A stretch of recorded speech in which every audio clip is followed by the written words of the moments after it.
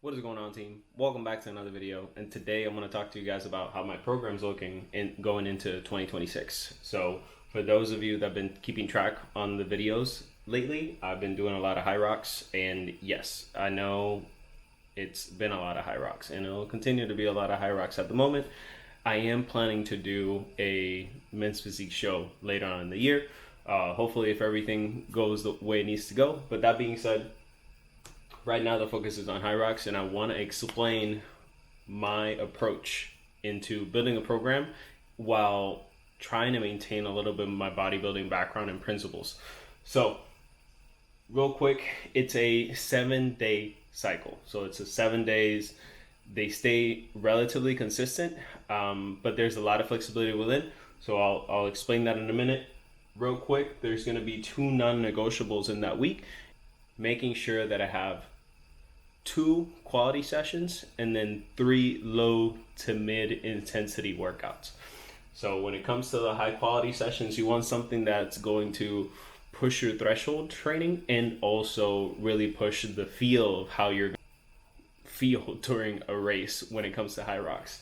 The 2 low and mid intensity, those are workouts, or sorry, the 3 low to mid are workouts that are going to build your engine up, so your capacity to be able to get a little bit more efficient with your movements without having to overexert yourself. So that's kind of like the way or the mindset that I'm looking at. I'm still incorporating a lot of bodybuilding back just to maintain and hopefully build as much as I can with the amount of work that I'm doing. So without further ado, going into the week, heads up, my week start on Sunday. So my day 1 is actually on Sunday, and that is a non-negotiable. It's always going to be lower body. For those who know me and those who don't know, I've had 2 knee surgeries. They've both been ACLs.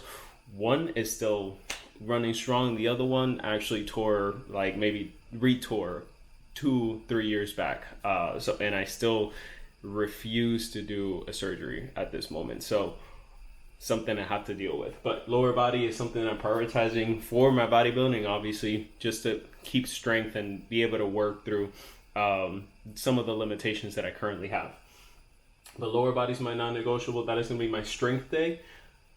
Starting off the week for my lower body, day 2 is going to be my HYROX. So again, that quality session, building upon those exercises or the movement patterns that you will be seeing in those 8 stations during the race. Day 3 is going to be the upper body in a track. So that's another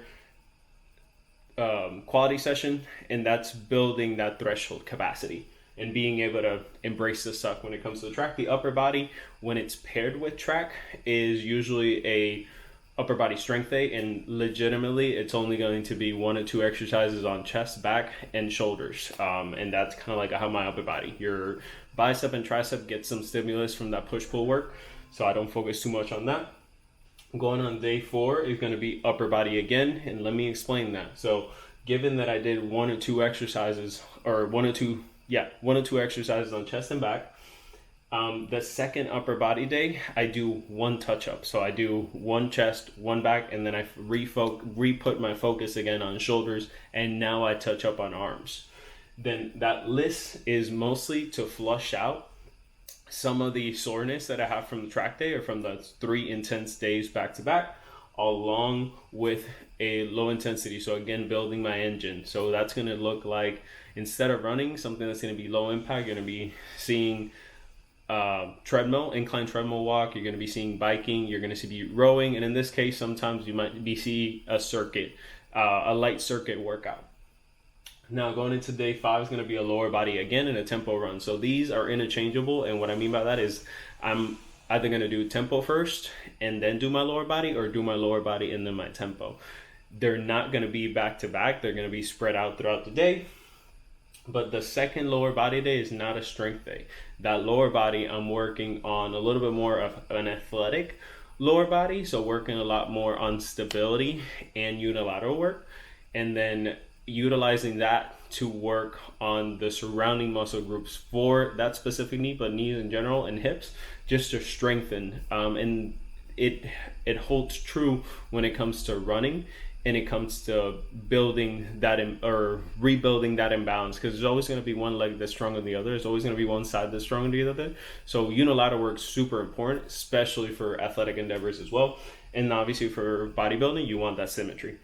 When it comes to day 6, you're going to look at upper body and an active rest day. So that upper body is a full upper body. So I am touching up on chest, back, shoulders, and arms. It might be 1 exercise per muscle group. It might be 2. I try to keep my workouts in the gym relatively short. So anywhere between 30 to 45 minutes.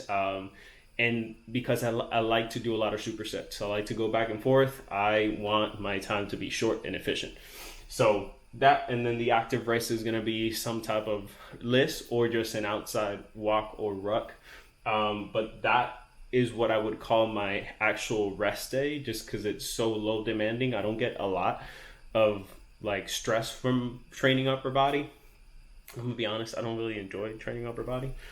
But yeah, that's kind of like the active rest. And then day 7 is going to be my long run day. So long run right now is anywhere between 4 and 6 miles. Building up, still got about 8 weeks on HYROX, and I do build up maybe to like 6 or 8 miles on a long run day for HYROX. I am a heavier runner, so I don't feel like I get much more out of so much impact, and given that my day or my week is so loaded on workouts, there's other things that I can do to build that engine. But yeah, the long run days kind of capping the week.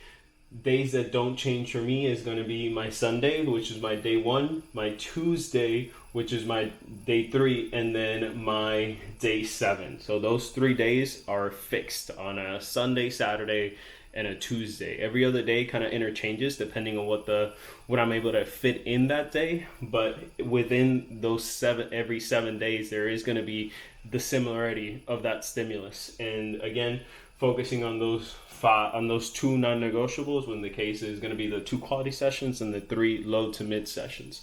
When it comes to this program, it just works for me, for my lifestyle, for what I enjoy, for what I'm trying to achieve in the time being. So in no way, shape, or form do I recommend you guys copy paste this, but if you do, just find things that you enjoy, find things that work on your level, regardless of it, right?